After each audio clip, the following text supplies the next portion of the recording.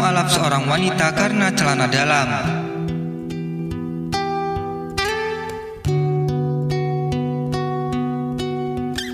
Mungkin kedengaran aneh dan janggal, hidayah memang bisa datang kapan saja dan pada siapa saja. Selama ini mungkin kita lebih sering mendengar masuk Islamnya seorang non-muslim ke dalam Islam disebabkan hal-hal luar biasa dan penting. Seperti Dr. Miller, seorang penginjil Kanada yang masuk Islam setelah menjumpai ijazah Quran dari berbagai segi. Tapi yang ini benar-benar tidak biasa. Ya, masuk Islam gara-gara celana dalam. Fakta ini dikisahkan Dr. Soleh, pengajar di sebuah perguruan tinggi Islam di Saudi. Saat ditugaskan ke Inggris, ada seorang perempuan tua yang biasa mencuci pakaian para mahasiswa Inggris, termasuk pakaian dalam mereka. Tidak ada sisi menarik pada wanita ini, tua renta, pegawai rendahan dan hidup sendirian. Setiap kali bertemu, dia selalu membawa kantong plastik berukuran besar yang terisi penuh dengan pakaian kotor. Untuk pekerjaan kasar seperti ini, penghuni rumah jompo ini terbilang cekatan di usianya yang sudah terbilang uzur. Di Inggris, masyarakat yang memiliki anggota keluarga lansia biasanya cenderung memasukkan mereka ke panti jompo. Dan tentu saja keadaan miris ini harus diterima kebanyakan para orang tua dengan besar hati agar tidak membebani anak mereka. Namun di tengah kondisi seperti itu, sepertinya tidak membuat kecil hati tokoh kita ini yang justru begitu getol mengisi hari-harinya berkelut dengan cucian kotor. Wanita baya itu lebih suka dipanggil aunty atau bibi. Dia sudah bekerja sebagai petugas laundry hampir separuh usianya. Beruntung baginya masih ada instansi yang bersedia memperkerjakan para pemula.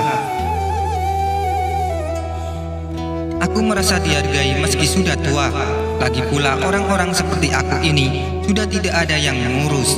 Kalau bukan diri sendiri, anak-anakku sudah menikah dan tinggal bersama keluarga mereka masing-masing.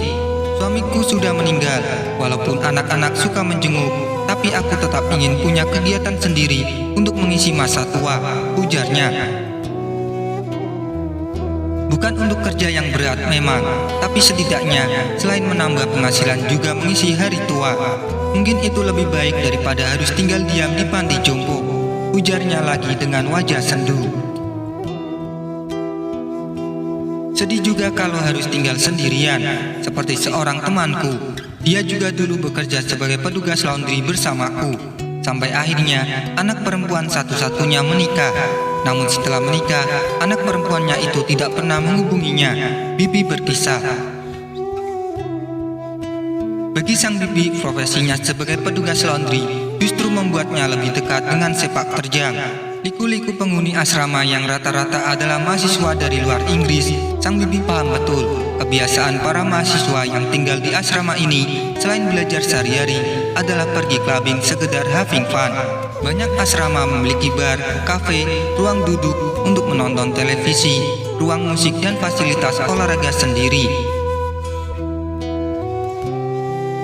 Dan salah satu sisi negatif pergaulan dengan orang Inggris adalah bila mereka sudah dekat botol miras, biasalah mereka sampai benar-benar mabuk. Dan dapat dibayangkan kekacauan yang terjadi, muntah merata di sembarang tempat, kencing dalam celana dan sebagainya. Inilah perbuatan paling bodoh yang pernah dilakukan oleh manusia sejak terciptanya minuman beralkohol. Bukan saja menghilangkan akal sehat, tetapi juga si pemabuk akan merasa kelelahan dan sakit kepala yang teramat sangat, atau hangover. Saat para penghuni asrama masih dibuai mimpi karena kelelahan habis clubbing semalaman suntuk, tinggallah sang bibi memunguti pakaian kotor itu setiap hari, dan terkadang harus diangkut dari kamar, jauh sebelum mereka bangun dari tidur. Kemudian disortir dengan teliti satu persatu berdasarkan jenis bahan, ukuran, warna dan yang lebih spesifik lagi dipisahkannya pakaian dalam dari yang lain. Begitu pekerjaan rutin itu dilakukan dengan penuh dedikasi tinggi, walau di ujung usianya yang semakin menua. Waktu terus berjalan, sementara sang bibi tanpa putus asa terus bergelut dengan dunia kotornya. Idealnya di penghujung usianya itu, seharusnya masa bagi seseorang menuai hasil kerja payahnya di masa muda. Namun situasilah yang menyebabkan dia harus menanggung berbagai persoalan hidup. Maka sungguh itu merupakan masa tua yang tidak membahagiakan. Di dalam kondisi yang sudah tidak mampu banyak berbuat, dia justru dituntut harus banyak berbuat. Dalam kondisi produktivitas menurun, ia justru dituntut untuk berproduksi tinggi. Entah sampai kapan dia harus melakoni pekerjaan itu. Maka sampailah suatu saat asramanya kedatangan penghuni baru, yaitu beberapa mahasiswa muslim dari Timur Tengah yang mendapat tugas belajar dari negaranya. Mereka sudah terdaftar akan menempati salah satu kamar di asrama tempat sang bibit bekerja. Bagi kebanyakan pelajar Timur Tengah sangat langka memilih tinggal di asrama. Mereka biasanya membeli rumah atau plat yang sudah disesuaikan untuk menampung kelompok kecil siswa, pasangan, atau keluarga. Ada juga beberapa pemilik tempat perorangan mengizinkan rumah-rumah mereka dikelola dan disewakan. Tinggal di asrama merupakan cara terbaik untuk bertemu orang-orang baru dan menjalin persahabatan yang langgeng. Inilah salah satu pertimbangan mereka memilih tinggal di asrama. Kesadaran inilah yang menepis kekhawatiran akan terjadinya gegar budaya atau cultural shock.